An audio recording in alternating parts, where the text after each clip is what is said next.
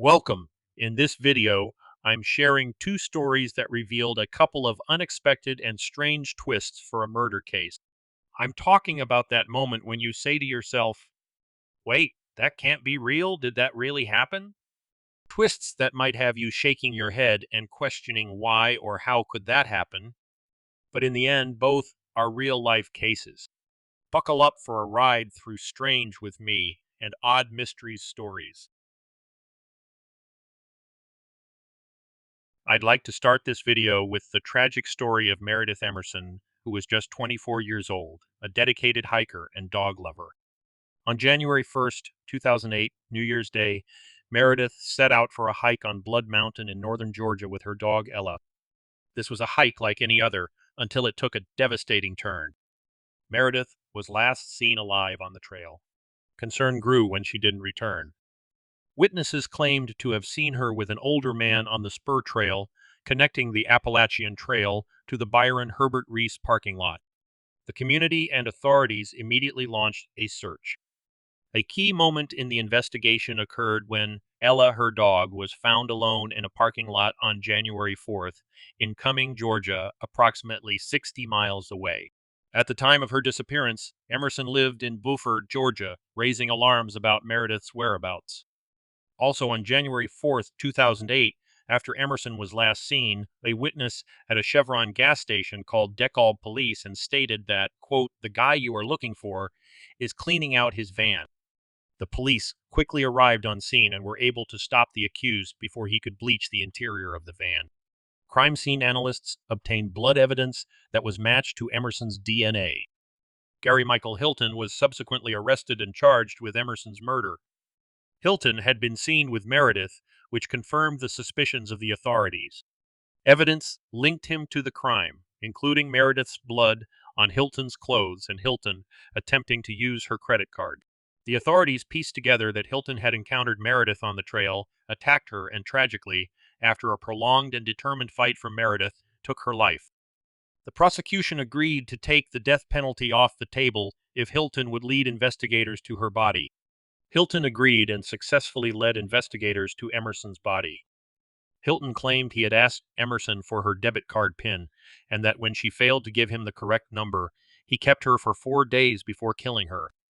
Hilton stated he could not bring himself to kill her dog, and also that when it came to the woman herself, he said, quote, "it was hard. You got to remember we had spent several good days together." On January 30th, 2008, Gary Hilton pleaded guilty to the murder of Emerson. He was sentenced to life in prison with the possibility for parole in 30 years.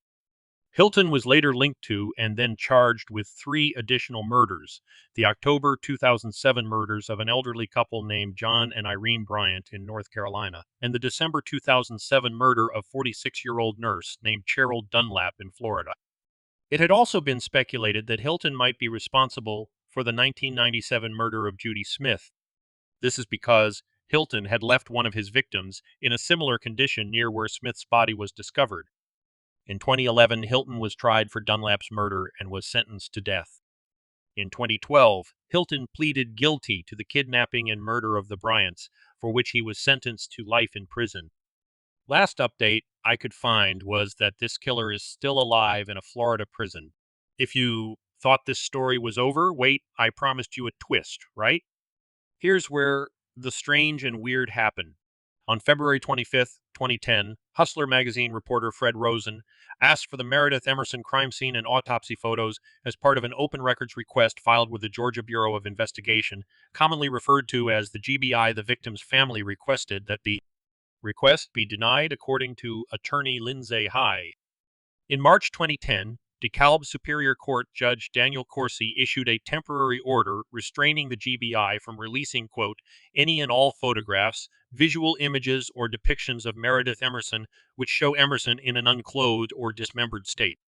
This order came on the same date that the Georgia House Governmental Affairs Committee unanimously passed the Meredith Emerson Memorial Privacy Act, which prevents crime scene photos from being publicly released or disseminated, according to Representative Jill Chambers. House Bill 1322 stops the dissemination of images of victims who in the photos appear nude, bruised, bloodied, or in a broken state with open wounds, a state of dismemberment or decapitation. We must walk the line between open record laws and the constitutional provisions that allow women to be able to be photographed nude or in pornography when they knowingly and willingly offer their bodies for dissemination, Chambers stated. Meredith isn't in a position to give that kind of permission to have her exploited in that kind of venue. We're not only protecting future victims of crime, but we're also protecting the integrity of what happened to Meredith. Hustler's response was through an email that said, Hustler is aware of the GBI refusal to honor its reporter's request for copies of the Emerson crime scene's photos, which were to be used in a news story about this crime. Hustler and Mr. Flint disagree with the GBI position and are currently exploring all legal options available to them should the decision be made to go forward with the story. In my opinion, I'm glad that our government stepped in and halted the further exploitation of this young lady after the horrible way in which she died. Rest in peace, Meredith. In closing, I was unable to find any additional or updated information on this strange case, so if you have updates, I welcome your updates in the comments below. And here is yet another strange case that sent shockwaves through Mississauga, Ontario, back in 2003. It's a story that centers around Linda Anderson, a mother whose life tragically ended on January 18th of that year. The most chilling aspect of this case is that Linda was the victim of a premeditated murder orchestrated by her own teenage daughters. In Canada, the law protects the identity of minors involved in criminal acts, and in this case, both of Linda Anderson's daughters were under 18. To respect their privacy and comply with the Youth Criminal Justice Act, the real names of the individuals involved are not publicly disclosed. Instead, journalist Bob Mitchell, in his book The Class Project, How to Kill a Mother, the True Story of Canada's Infamous Bathtub Girls, he used aliases. He named the mother Linda Anderson and her daughters Sandra and Elizabeth, or Beth, Anderson. This case is particularly notorious because of the method used in the murder. The sisters chose to drown their mother in a bathtub, a detail that led to them being referred to as, quote, the Bathtub Girl. The story of Linda Anderson and her daughters is a tragic reminder of the complexities and challenges that can exist within family dynamics, and how, in extreme cases, these can lead to unimaginable outcomes. It's a case that not only shocked the community, but also sparked discussions about youth crime and the legal protections afforded to minors in the justice system. Let's learn some background about this story. Linda Anderson was a mother in Mississauga, Ontario, who faced significant challenges raising her 3 children as a single parent after her husband abandoned the family. She struggled with depression and alcohol dependency, which worsened after her second husband left. This led to increased responsibilities for her teenage daughters, who began to resent the financial and emotional burden, particularly resenting the money spent on alcohol when they yearned for the lifestyle and possessions of their peers. As the family's dynamics strained under these pressures, it's reported that one of the daughters, Sandra, suffered from childhood sexual abuse, an ordeal that went unreported even after confiding in a priest. The trauma and neglect compounded within the family, leading to a profound sense of desperation and isolation. The daughters felt overburdened and neglected, grappling with their own trauma while navigating the challenging circumstances of their home life. This backdrop of personal and familial struggle paints a picture of a household caught in a cycle of despair and unaddressed needs, highlighting the complexities that often surround cases of familial crime and the dire consequences that can arise from untreated mental health issues, abuse, and substance dependence. Discontent and desperation led the Anderson sisters down a dark path. The teenagers began searching the internet for ways to end their mother's life, driven by the belief that her death would result in a $133,000 insurance payout. They imagined this money would afford them a new lifestyle, including a European trip with friends and a new house, seemingly offering an escape from their current troubles.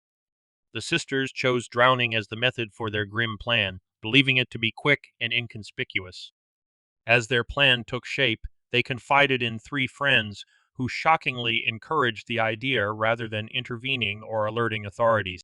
This circle of secrecy and support around the plan highlights a disturbing aspect of the case: the failure of those aware of the plot to recognize the severity of the situation and act accordingly.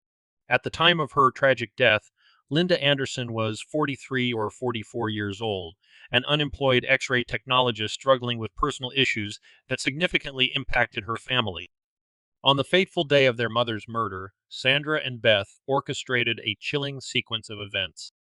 They prepared the bathtub, filling it with water, and guided their inebriated mother, who was under the influence of a concoction of vodka and pills they had given her, into the bathroom. Struggling with her impaired state, Anderson had difficulty entering the bathtub. The sisters donned gloves and began by giving their mother a back rub, feigning a moment of care and tenderness. Then, under the guise of wanting to scrub her back, Sandra instructed Anderson to lie on her stomach. It was at this moment that the grim reality of their plan unfolded. Sandra forcefully submerged her mother's head under the water, holding it there relentlessly. After approximately 4 minutes, they found Anderson lifeless. With their mother dead, Sandra and Beth left their home to meet friends at a nearby restaurant, a calculated move to establish an alibi, and, disturbingly, to celebrate what they referred to as their, quote, victory. They openly shared with their friends the deed they had just committed. Later that evening, around 10:30 p.m., they returned home and called 911, fabricating a story that they had left their intoxicated mother preparing for a bath earlier in the evening. The authorities initially ruled the death as an accidental drowning due to the high levels of alcohol and drugs, including codeine and acetaminophen, found in Anderson's system. Dr. Robert Langville, a forensic toxicologist, testified to the excessive amounts present, indicating that Anderson had 5 times the legal limit of alcohol for driving and dangerously high levels of codeine at her time of death. This calculated and cold-hearted murder, followed by an attempt to cover their tracks and feign innocence, reveals a harrowing tale of premeditation, deceit, and a severe lack of empathy.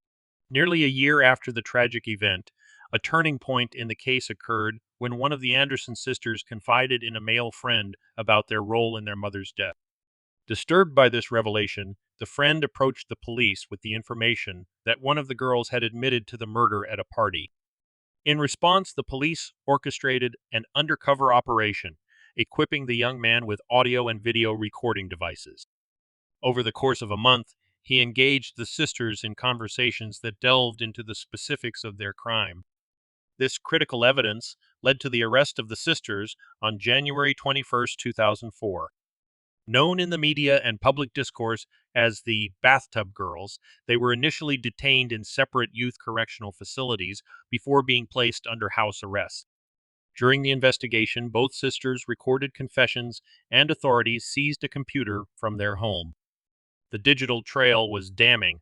Chat messages discussing the planning, preparation, and execution of their mother's murder were uncovered, along with searches for the lethal combination of alcohol and Tylenol 3.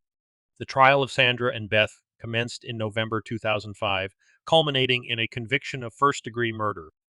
In June 2006, they received the maximum sentence applicable under the Youth Criminal Justice Act: 10 years in prison, comprising 6 years in custody and 4 years of community supervision. Had they been adults, the sentence would have been life imprisonment. Despite being tried as minors, they served their time in women's prisons and were prohibited from communicating with each other throughout their incarceration. As the aftermath of the Anderson case unfolded, the government took action to recover the insurance money paid out to the girls, given it was acquired through a criminal act. By 2006, only a fraction of the original sum remained. Only $48,487.40, and any recovered funds were designated to be paid out to their brother, who was not involved in the crime. In addition to the sisters, Beth's boyfriend at the time was implicated in the crime. He was found guilty of conspiracy to commit murder and of aiding in the cover-up based on the chat logs with the sisters, and that he provided 5 of the Tylenol 3 pills used in the murder. Initially sentenced to 18 months, His term was ultimately reduced to 8 months in prison, followed by 4 months under supervision. The youth sentences given to all involved reflected a hope for rehabilitation and a chance for these individuals to eventually lead normal lives. Sandra, the older sister, was released to a halfway house in 2009. Beth followed with her release a year later. Remarkably, by 2020, reports indicated that Sandra had graduated from university and become a scientist, while Beth had married, become a mother, and graduated from law school. Now, here comes the twist in this story. In Ontario, where the sisters were tried and convicted, becoming a lawyer requires not only passing the bar but also proving, quote, good character. This includes reporting any criminal proceedings to the Law Society of Ontario, which may then hold a hearing to determine if the individual meets the necessary ethical and professional standard. Liam O'Connor, a criminal defense lawyer, expressed a nuanced view in 2018, suggesting that while he might consider giving a youthful offender a second chance to enter the legal profession, the same leniency wouldn't extend to an adult murderer. So, it sounds like Beth was given permission to enter the legal profession in Canada after being convicted of murdering her mother. The journey of the Anderson sisters from their horrific crime to their eventual release and reported successes highlights the complexities of the criminal justice system, particularly regarding youth offenders. It's a narrative that continues to provoke discussion about punishment, rehabilitation, and the potential for redemption. I've also included a link to a December 1st, 2020 interview with one of the sisters. You are welcome to watch that interview. Viewer discretion is advised.